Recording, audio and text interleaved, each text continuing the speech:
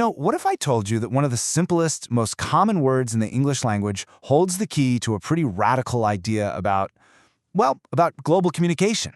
Today, we're going to unlock that secret. So this is the big question for our explainer today, and trust me, the answer is way more profound than you'd think. So what is this seemingly ordinary word we're talking about? That's it. Canvas. A word we all know, right? Or at least a word we think we know. It's a type of cloth, it's for painting. It seems super basic, but hidden inside its dictionary entry is a clue to something so much bigger. Yeah, so tucked away in its definition is this kind of cryptic note, is on the Basic English 850 list. What on earth does that even mean? Okay, hold that thought. Before we solve this little mystery, we really need to understand the word itself. Okay, first things first, let's just break down the word canvas. We're going to look at it from a few different angles so you can see why it's so special. And we'll start with the role you're probably most familiar with.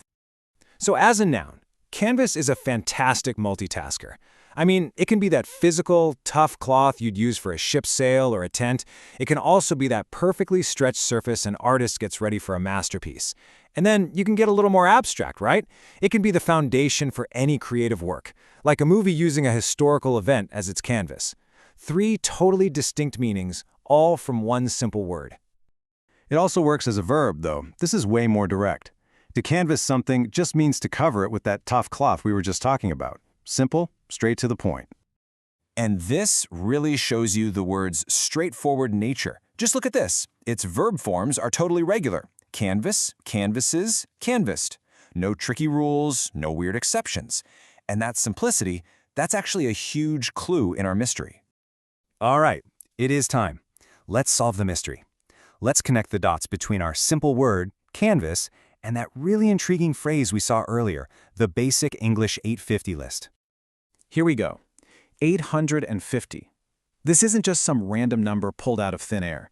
This is the exact number of words that are included in a very special, curated version of the English language. So you see, Canvas is just one small piece of a much bigger system.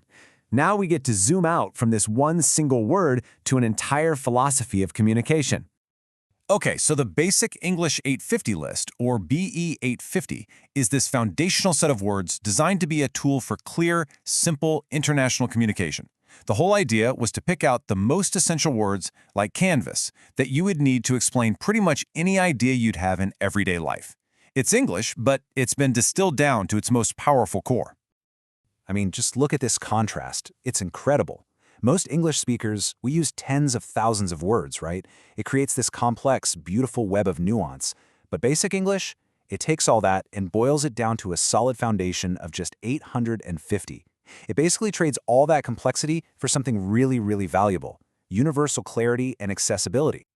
So what's the big takeaway from our little journey with the word canvas? Well, we've seen that it's more than just its definitions. It's like a doorway to this incredibly powerful idea about simplicity itself.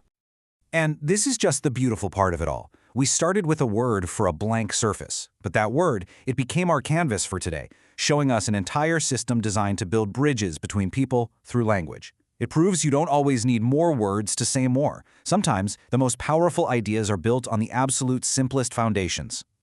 Which, leaves us with a final question to chew on.